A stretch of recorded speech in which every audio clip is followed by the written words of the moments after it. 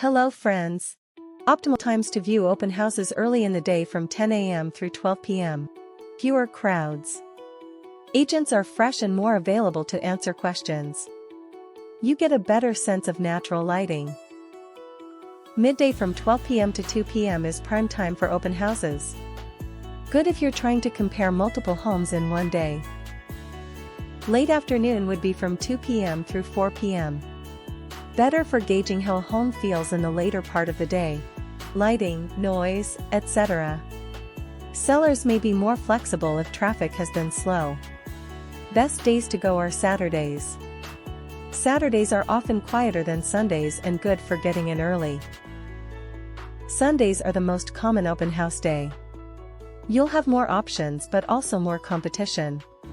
Weekdays are normally by appointment or twilight opens. If your schedule allows, weekdays can offer a more personalized experience.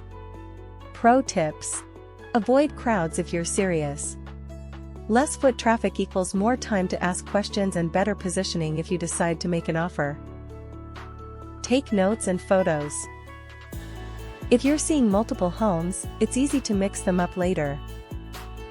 Plan routes smartly. Group homes by neighborhood to maximize your time. I put together a little slide presentation of a fictional story that I think will help you understand why planning is essential when attending open houses. Enjoy and remember, I'm here for all your real estate needs. Let me tell you a brief fictional story about the Johnson family. The title of the story is Open House Hustle. The Johnson family, Mike, Tanya, their 7-year-old twins Max and Mia, and an emotional support golden doodle named Waffles decided to tackle 10 open houses in one Saturday. No snacks, no plan, no idea what they were walking into. Just vibes.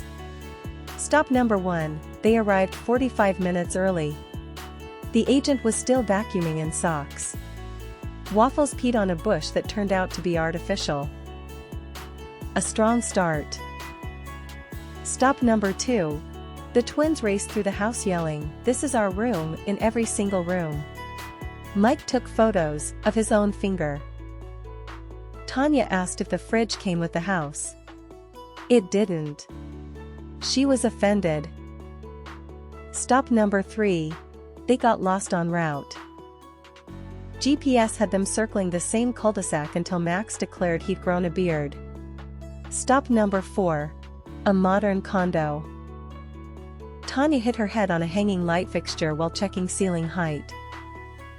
Mike found the laundry closet and announced, this would be a perfect panic room. Stop number 5, the snacks were fancy. Too fancy.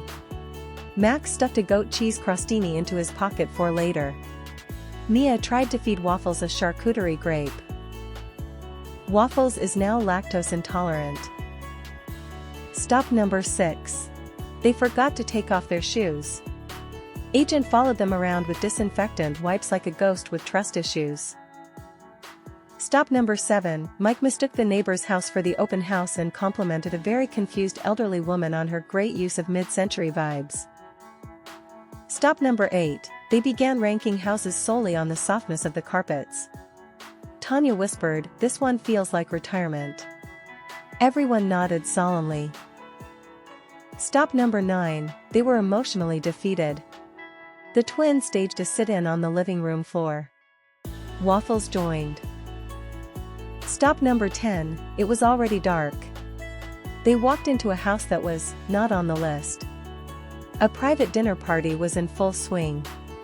Tanya grabbed a meatball before running back to the car. Moral of the story.